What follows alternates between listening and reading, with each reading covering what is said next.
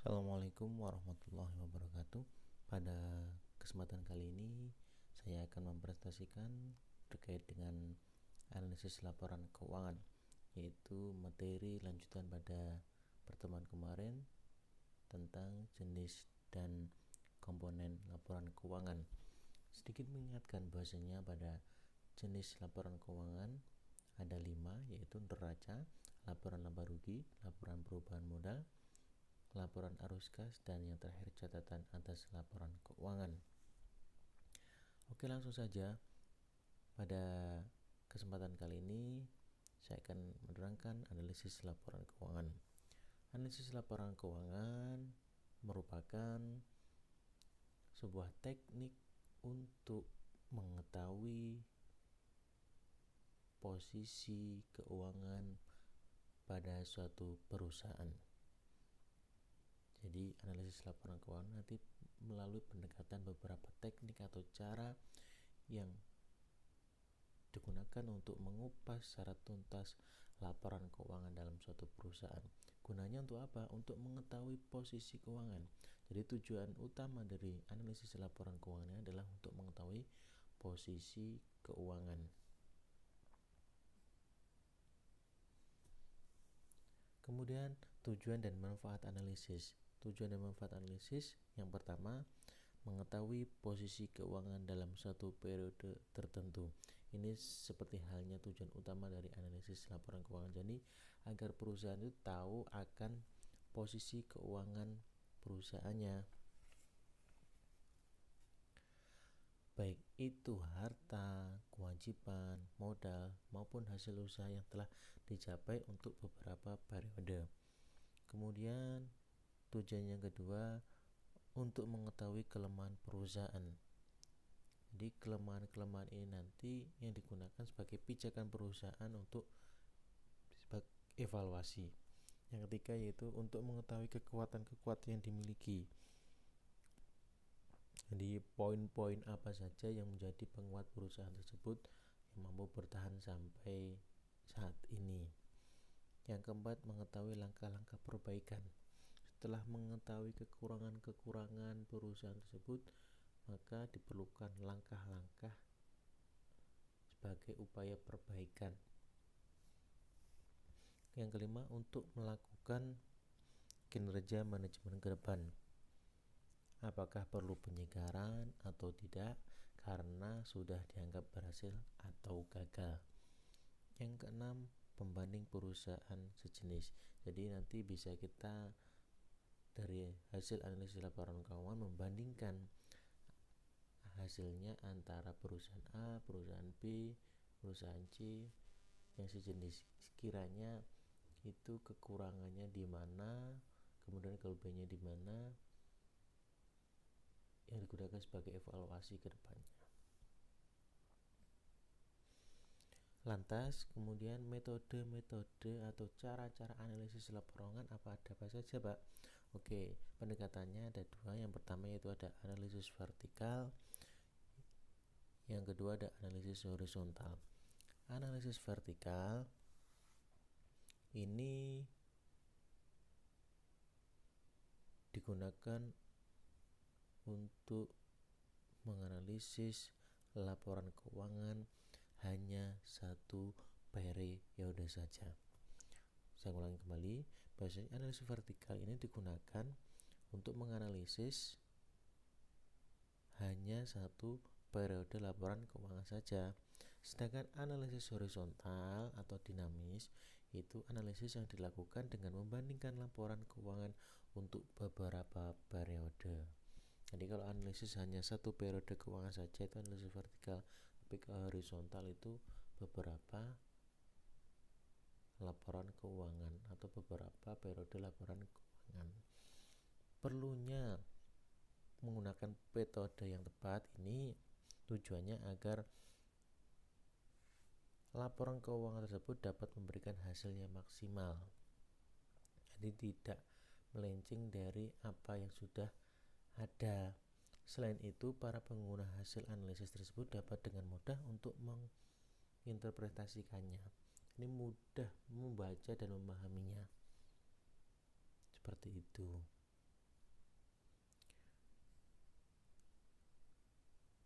Kemudian langkah-langkah atau prosedur analisis laporan keuangan itu ada apa saja, Pak? Oke, yang pertama langkahnya yaitu mengumpulkan data keuangan dan data pendukung selengkap mungkin. So, pasti ya, jadi langkah-langkahnya itu ada 6. Yang pertama mengumpulkan data keuangan dan data pendukung selengkap mungkin. Yang kedua melakukan pengukuran dan perhitungan dengan rumus tertentu. Yang ketiga melakukan perhitungan dan memasukkan angka-angka dalam laporan keuangan. Kemudian yang keempat memberikan interpretasi pada hasil perhitungan dan pengukuran, maksudnya penjelasan. Kemudian yang kelima membuat laporan tentang posisi keuangan. Kemudian yang terakhir memberikan rekomendasi yang dibutuhkan sehubungan dengan hasil analisis. Ini semua dari langkah-langkah yang harus ditempuh dalam menganalisis laporan keuangan. Kemudian di samping metode yang digunakan untuk menganalisis laporan keuangan, terdapat beberapa jenis teknis analisis laporan keuangan. Adapun jenis teknis analisis laporan keuangan yang dapat dilakukan adalah diantaranya yang pertama yaitu analisis perbandingan antara laporan keuangan, yang kedua analisis tren, kemudian analisis sumber dan penggunaan dana, yang keempat analisis sumber dan penggunaan khas, yang kelima analisis rasio, yang keenam analisis kredit, yang ketujuh analisis laba kotor, dan yang kedelapan analisis titik impas atau break even point. Adapun untuk pertemuan hari ini kita nanti akan membahas sampai ke analisis perbandingan dan analisis tren. Nanti perbandingan ini ada perbandingan antar komponen yang nanti akan kita jelaskan.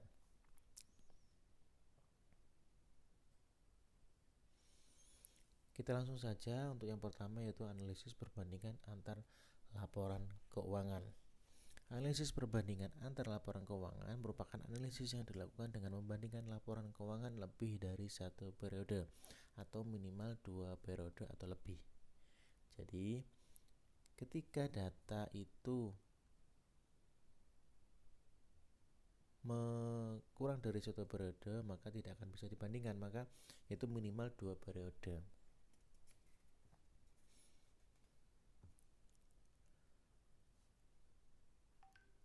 Analisis perbandingan antara laporan keuangan itu ada 2, yaitu horizontal dan vertikal. Maksudnya dari horizontal itu apa? Analisis horizontal yang dibandingkan adalah laporan keuangan untuk beberapa periode. Jadi banyak periode kan. Adapun untuk vertikal itu analisis yang digunakan untuk membandingkan satu pos dengan pos yang lain dalam satu laporan keuangan dan hanya meliputi satu periode keuangan. Artinya untuk yang vertikal ini kita membandingkan pos-pos tertentu, katakanlah piutang dengan aktiva, kemudian modal dengan pasiva, kemudian untuk membandingkan harga penjualan dengan penjualan bersih, seperti itu. Jadi pos-pos tertentu akan tapi masih dalam satu periode. Adapun untuk yang horizontal itu kita membandingkan beberapa periode, katakanlah 2006, 2007, 2005.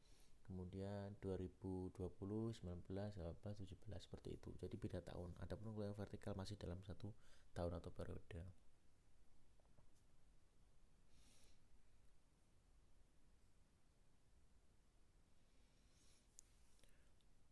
Ada beberapa keuntungan yang diperoleh dari analisis horizontal ini. Maksudnya yang horizontal tadi itu ada beberapa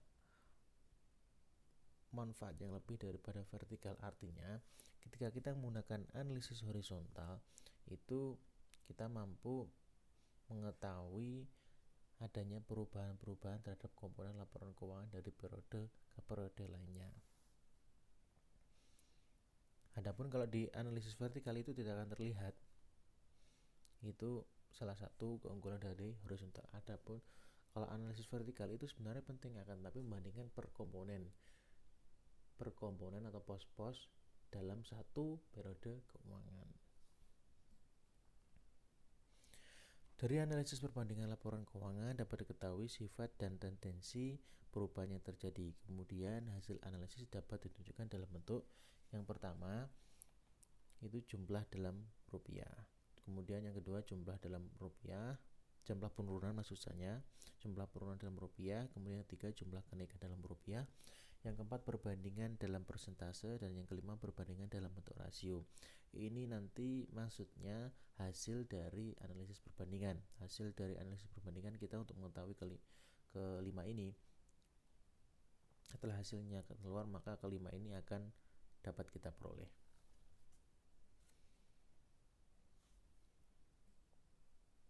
Nah, kita bisa lihat dari patokannya ini.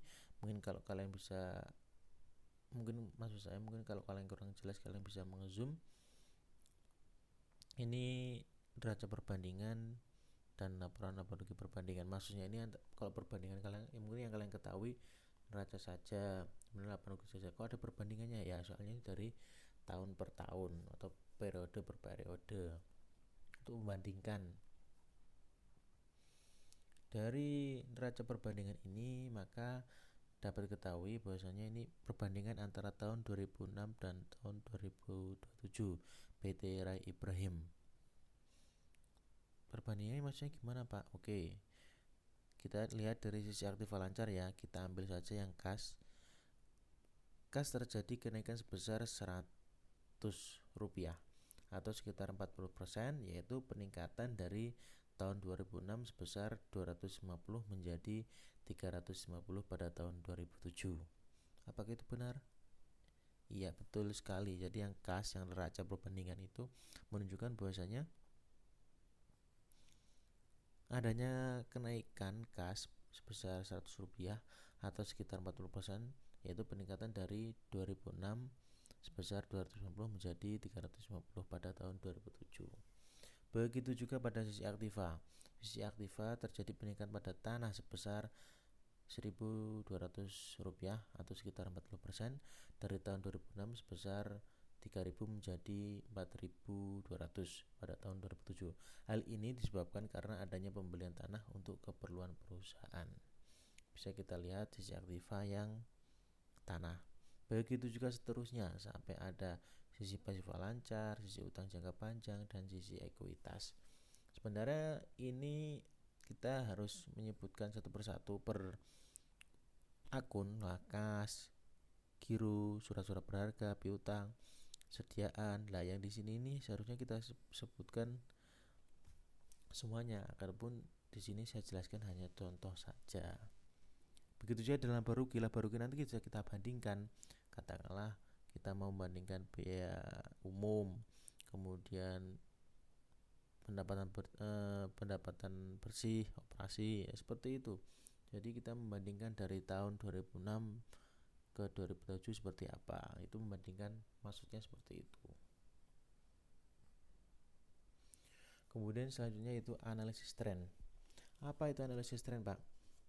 Analisis tren itu merupakan analisis laporan keuangan yang biasanya dinantikan dalam bentuk presentasi tertentu.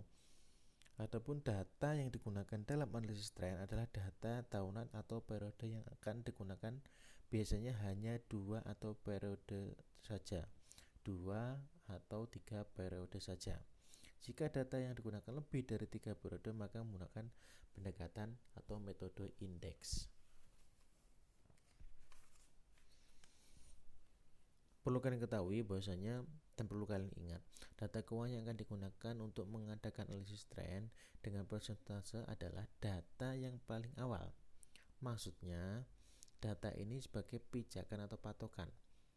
Data tersebut dibandingkan dengan data selanjutnya. Data yang paling awal akan digunakan sebagai tahun dasar, sebagai awal perhitungan. Data awal tahun yang akan dianalisis kita anggap normal.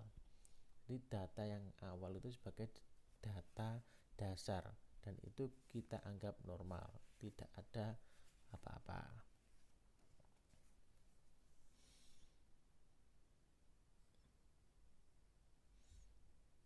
Kita langsung ke contoh saja ya. Jadi di sini ada neraca perbandingan dari PT Rai Ibrahim dari tahun 2003 sampai 2006.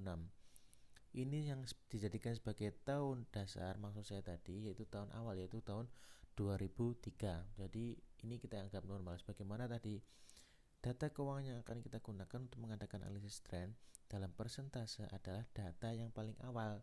Jadi data yang paling awal dari neraca tadi itu adalah 2003. Kemudian data tersebut dibandingkan dengan data selanjutnya. Artinya data paling awal akan digunakan sebagai tahun dasar atau sebagai awal perhitungan. Jadi data dasarnya di sini adalah tahun 2003.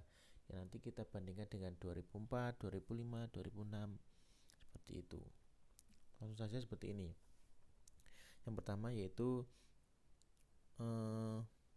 kita membandingkan angka indeks, rumusnya yaitu tahun pembanding dibagi tahun dasar dikalikan 100%. Sebagai contoh dari neraca tadi, tahun dasar yaitu kas tahun 2003 sebesar Rp100 dan kas tahun 2004 sebesar 140, maka angka indeks adalah 140 dibagi 100 dikalikan 100% sama dengan 140%. Kemudian dari hasil 140% ini dapat diambil sebuah makna atau arti. Yang pertama yaitu uang kas yang ada pada akhir tahun 2004 sebesar 140% dari kas yang ada pada tahun 2003. Yang kedua, makna yang kedua atau arti yang kedua, uang kas akhir tahun 2004 naik sebesar 40% jika dibandingkan dengan uang kas akhir tahun 2003. Kemudian makna atau arti yang ketiga, uang kas akhir tahun 2004 berjumlah 40% lebih besar dari uang kas akhir tahun 2003. Jadi arti dari 140% seperti itu. Kemudian pada tahun 2005 kita mengambil kas lagi, yaitu tetap sama, yaitu patokannya yaitu tahun 2003. Jadi besar 100. Kas pada tahun 2005 menunjukkan Rp150. Rp150 dibagi 100 rupiah dikalikan 100%, maka hasilnya yaitu 150%. Artinya ini yang pertama, uang kas yang ada pada akhir tahun 2005 sebesar 150% dari kas yang ada pada tahun 2003. Itu arti yang pertama. Arti yang kedua, uang kas akhir tahun 2005 naik sebesar 50% jika dibandingkan dengan uang kas akhir tahun 2003.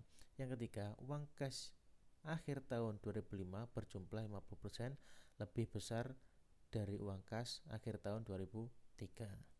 Itu untuk 2005. Kemudian tahun 2006 untuk kasnya yaitu Rp80. Maka kita masukkan ke perhitungannya 80 dibagi 100 dikalikan 100%, maka ketemu 80%. Apa artinya? Arti yang pertama yaitu uang kas yang ada pada akhir tahun 2006 sebesar 80% dari kas yang ada pada tahun 2003. Yang kedua, uang kas akhir tahun 2006 naik sebesar 20% jika dibandingkan dengan uang kas akhir tahun 2003. Kemudian makna yang ketiga, uang kas akhir tahun 2006 berjumlah 20% lebih besar dari uang kas akhir tahun 2003. Itu arti-arti dari setiap hasil analisis tren. Ini saya akan beri contoh untuk yang kas saja. Sebenarnya masih banyak lagi, dan nanti ada kas, kemudian ada tanah, kemudian ada utang, kemudian ada modal dan lain-lain sebagainya. Ini saya beri satu contoh saja. Kemudian selanjutnya tadi analisis tren sudah, yaitu analisis per komponen. Analisis persentase per komponen itu merupakan teknik analisis laporan keuangan dengan menganalisis komponen-komponen yang ada dalam laporan keuangan, baik yang ada di neraca maupun laba rugi.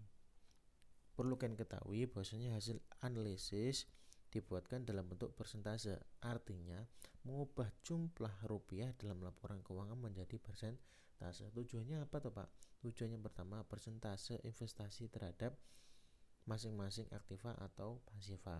Kemudian yang kedua, tujuannya kedua, struktur permodalan, kita biar tahu struktur permodalannya. Kemudian yang ketiga, komposisi biaya terhadap permodalan, jadi komposisinya beban terhadap permodalan seperti apa. Oke, kita langsung saja ke sebuah contohnya. Ini antar komponen piutang dengan total aktiva. Antar komponen dengan total aktiva untuk tahun 2003, antar komponen piutang dengan total aktiva, berarti rumusnya piutang dibagi total aktiva dikalikan 100%. Untuk tahun 2003 berarti Rp540 dibagi 3.000 dikalikan 100% sama dengan 18%. Artinya apa? Piutang pada tahun 2003 berjumlah 18% dari jumlah aktiva. Dengan kata lain, bahwa setiap Rp1 aktiva diinvestasikan ke piutang sebesar Rp0,18. Begitu juga pada tahun 2004, 680 dibagi 3.400 dikalikan 100%, yaitu ketemu 20%. Artinya apa? Piutang tahun 2004 berjumlah 20% dari jumlah aktiva. Dengan kata lain, bahwa setiap Rp1 aktiva diinvestasikan ke piutang sebesar Rp0,20. Dan begitu juga sama di tahun 2005, Rp500 dibagi Rp3.650 dikalikan 100%, ketemu 14%. Artinya apa? Piutang tahun 2005 berjumlah 14% dari jumlah aktiva. Dengan kata lain, bahwa setiap Rp1 aktiva diinvestasikan ke piutang sebesar Rp0,14. Jadi maknanya seperti itu. Begitu juga seterusnya, antar komponen utang jangka panjang dengan total pasifa. Itu juga sama, tergantung kita mau membandingkan dengan apa. Kalau yang pertama tadi kita membandingkan piutang dengan total aktiva, kalau ini kita membandingkan utang jangka pendek dengan total pasifa. Kemudian kita membandingkan komponen sediaan dengan total aktiva. Kemudian antara komponen harga penjualan dengan penjualan bersih, seperti itu. Kita membandingkan apa, dan memiliki makna yang berbeda pastinya setiap perbandingan, seperti itu. Dan ini nanti bisa kalian pelajari sendiri sekiranya itu sudah jelas.